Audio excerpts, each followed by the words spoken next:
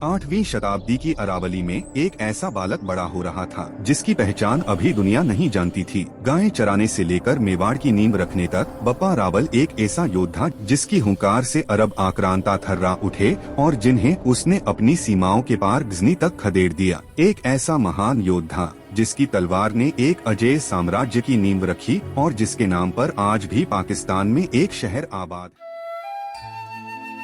713 ईस्वी में जन्मे कालभोज गुहिल राजवंश के वंशज थे, किंतु उनका बाल्यकाल राजसी वैभव में नहीं बल्कि संघर्ष और असुरक्षा में बीता। ईडर के भीलों के साथ हुए एक संघर्ष में उनके पिता वीरगति को प्राप्त हुए, जिसके पश्चात उनकी माता उन्हें लेकर सुरक्षित स्थान की ओर चली गयीं। राजकुमार कालभोज का पालन पोषण नागदा के घने वनों में हुआ। यहाँ वे ब्राह्मणों की गायें चराते थे और स्थानीय भील समुदाय के साथ रहते हुए शारीरिक श्रम, साहस और युद्ध कौशल का अभ्यास करते थे। इसी कालखंड में उनके जीवन की दिशा निर्णायक रूप से परिवर्तित हुई। कालभोज का सान्निध्य पाशुपत मत के महान संत हारीत ऋषि से हुआ। ऋषि ने उस बालक में असाधारण सामर्थ्य और नेतृत्व की संभावनाओं को पहचाना। उनके मार्गदर्शन में कालभोज को शस्त्र विद्या के साथ साथ शास्त्रों का भी गहन ज्ञान प्राप्त हुआ। कठोर साधना, अनुशासन और तपस्या के माध्यम से उन्होंने अद्भुत शारीरिक तथा आध्यात्मिक बल अर्जित किया। राजपूत लोक कथाओं में उनकी शक्ति का वर्णन इस रूप में मिलता है कि वे 32 मण की तलवार चलाने में समर्थ थे, जो उनके अतुलनीय पराक्रम का प्रतीक माना जाता है।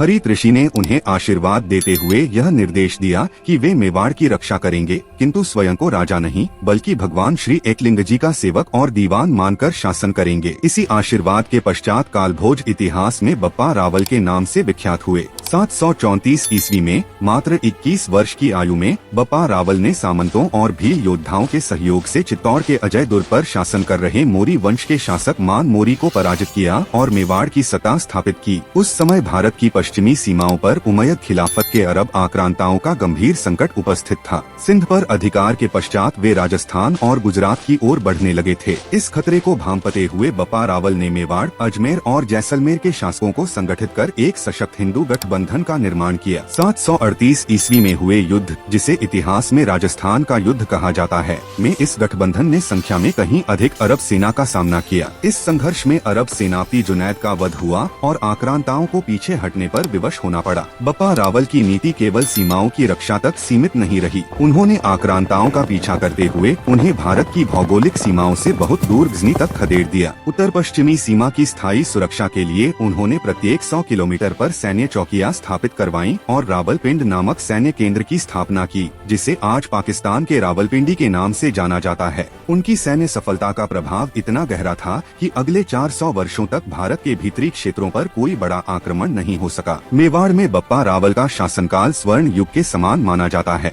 मेवाड़ की स्वतंत्र सत्ता का प्रतीक बताते हुए बप्पा रावल ने 115 ग्रेन अर्थात लगभग 7.5 ग्राम वजन के स्वर्ण सिक्के जारी किए और कैलाशपुरी में श्री एकलिंग जी के भव्य मंदिर का निर्माण करवाया। लगभग 20 वर्षों के शासन के पश्चात 753 ईस्वी में उन्होंने स्वेच्छा से सिंहासन त्याग दिया और अपना शेष जीवन हिमालय में शिव भक्ति और तपस्या को समर्पित कर दिया। बप्पा रावल द्वारा स्थापित यह वंश आगे चलकर महाराणा सांगा और महाराणा प्रताप जैसे महान नायकों को जन्म देता है और भारतीय इतिहास में अमर हो जाता है।